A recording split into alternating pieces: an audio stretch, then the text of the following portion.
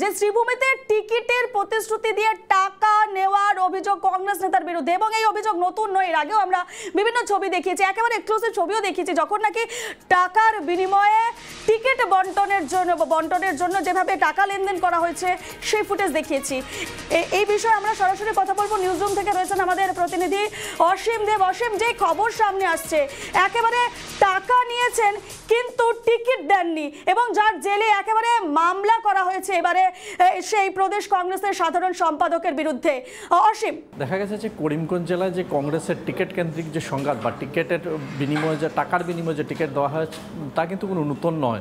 এটা আমরা গত বিধানসভা নির্বাচনের সময় সেরকম একটি আওয়াজ উঠেছিল, এবং এবার দেখেছি যে পঞ্চায়েত নির্বাচনের সমগ্র বরাক উপত্যকায় কিন্তু টিকিটের নামে টাকার কালেকশন হয়েছে, এবং সেই টাকার কালেকশনের কিন্তু মুখ্য যে ব্যক্তি সে ছিলেন আমিনুর রশিদ চৌধুরী, এবং উনাকে বলা হয় ভূপেন বরার কালেক্টর, এবং সেই ভূপেন বরার কালেক্টর হিসেবে উনি সমগ্র বরাক উপত্যকায় টাকা কালেকশন করেছেন। এবং যখনই টিকিট দেওয়ার কথা ছিল তখন দেখা গেছে যে শ্রীভূমি জেলায় 14 জনের একটি কমিটি গঠন করা হয়েছিল। সেই কমিটিতে 14 জনের মধ্যে 4 জন ছিলেন সেই আমিনুর রশিদ চৌধুরী, অর্থাৎ শামীমের পরিবারের পক্ষ থেকে 4 জন ব্যক্তি ছিলেন সেখানে। আমিনুর রশিদের বাবা প্রাক্তন মন্ত্রী মুক্তাদির আহমেদ চৌধুরী, উনার দলের ম্যানেজার মহিদুল ইসলাম এবং উনার স্ত্রী, 4 জন ছিলেন। যেহেতু 14 জনের কমিটি ছিল এবং এটাকে বলা হয়েছিল যাদের মধ্যে ভোট বেশি থাকবে সেই তাকেই টিকিট দেওয়া হবে, কিন্তু দেখা গেছে যে এই পঞ্চায়েত নির্বাচনে টিকিট দেওয়ার ক্ষেত্রে যারা কংগ্রেসের জন্য দীর্ঘদিন থেকে কাজ করে যাচ্ছিল বা দল সংগঠনের কাজ করে যাচ্ছিল তাদেরকে টিকিট থেকে বঞ্চিত করা হয়েছে টাকার জন্য।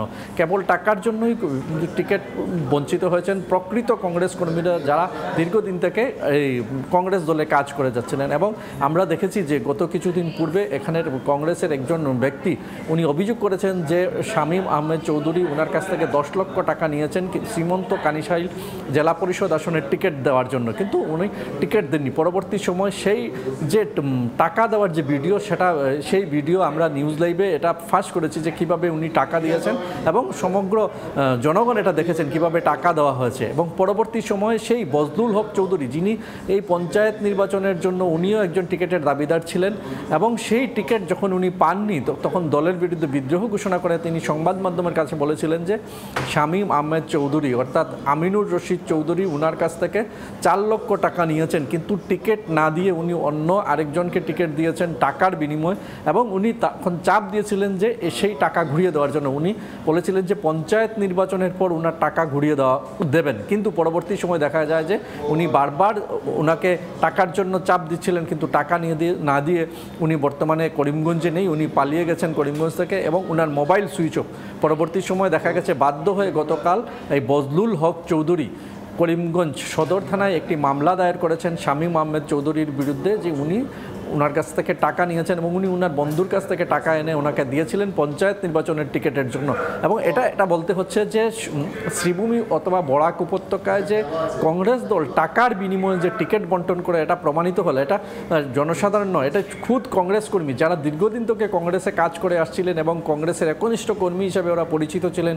বিভিন্ন সময় ওরা জেলে গেছেন। এবং একেবারে ধন্যবাদ অসীম তোমাকে এই মুহূর্তে। এবং যেমনটা আমরা জানাচ্ছিলাম যে শ্রীভূমিতে টিকিটের প্রতিশ্রুতি দিয়ে টাকা নেওয়ার অভিযোগ কংগ্রেস নেতার বিরুদ্ধে, প্রদেশ কংগ্রেসের সাধারণ সম্পাদক আমিনুর রশিদ চৌধুরীর বিরুদ্ধে অভিযোগ তুলে করিমগঞ্জ সদর থানায় মামলা দায়ের করেছেন কংগ্রেসের প্রার্থী প্রত্যাশী বজলুল হক চৌধুরী।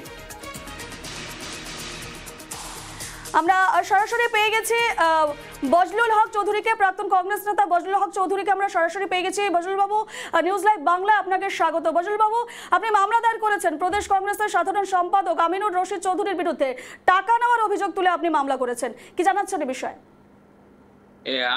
আমি শুনতে পাচ্ছেন কি? হ্যাঁ, শোনা যাচ্ছে, বলুন।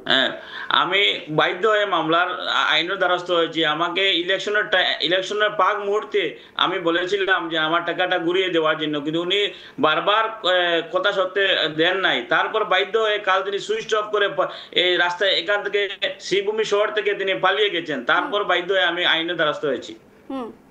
এরপর আপনার পরবর্তী পদক্ষেপ কি হবে? এখন আমি আইনের উপর পুরো আস্থা বিশ্বাস আছে যে আমিনুর রশিদ এটা টাকা কালেকশন বরাকের অনেক কোটি কোটি টাকা কালেকশন করে উনি গৌহাটিতে চলে গেছেন। কমসে কম বড় একটা স্ক্যাম হয়েছে আমি বরাকবলিতে, ওনার মাধ্যমে টাকা কালেকশন হয়েছে। প্রদেশ নেতৃত্ব জানেন এই বিষয়ে? প্রদেশ নেতৃত্ব আমার আর সীমন্ত কানিশিয়াল যিনি ভিডিও ভাইরাল হয়েছে উনি 20 দিন আগে তিনি প্রদেশ নেতৃত্বকে জানিয়েছিলেন, কিন্তু ওরা দিবে বলে আজ 25 তারিখ ডেট করেছে, ওনার সকুজ করবে না, সাসপেন্ড করবে, কিন্তু আজ পর্যন্ত করেন নাই। আমার ধারণা এই সিন্ডিকেটটা মেইন মাস্টার মাইন্ড আমাদের প্রদেশ সভাপতি আছে।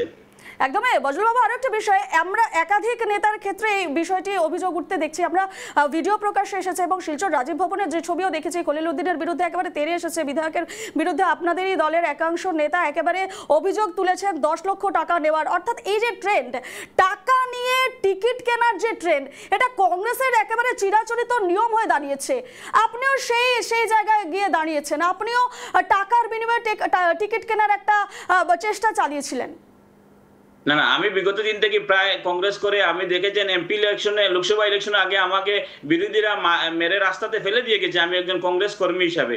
কিন্তু আশ্চর্যের বিষয়, এই দালালরা, কংগ্রেসের সবাই কিন্তু খারাপ না, এই দালাল যারা কিছু অংশ আছে, বিশেষ করে আমিনুর রশিদ, যখন আমাদের আগে যারা কংগ্রেসে ছিল এরা কিন্তু এরকম ছিলেন না। বিগত 1-2 বছরে দেখা যাচ্ছে যে দালালরা সিন্ডিকেট, এই ভূপেন বরা একটা সিন্ডিকেট চালাচ্ছেন, পুরা বরাকভ্যালিতে ওনার নেতৃত্বে সিন্ডিকেট হচ্ছে।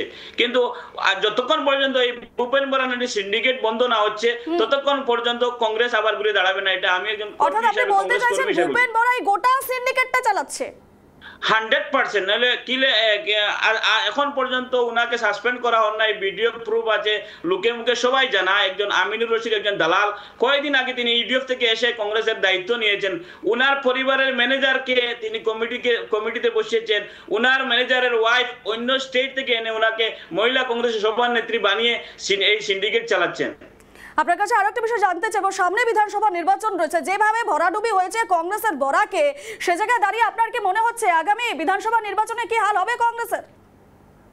কংগ্রেস যদি এই নেতৃত্ব পরিবর্তন না করে, এই যে ভূপেন বরার নেতৃত্বে যারা সিন্ডিকেট আছে, এই আমিনুর রশিদ যেরকম আছে, এরকম সব জায়গায় একটা কালেকশন মাস্টার আছে, ওনার ভোটারদের যোগাযোগ নেই, খালি টাকা কালেকশন করে, ওদের আর অন্য কোনো কাজ নেই।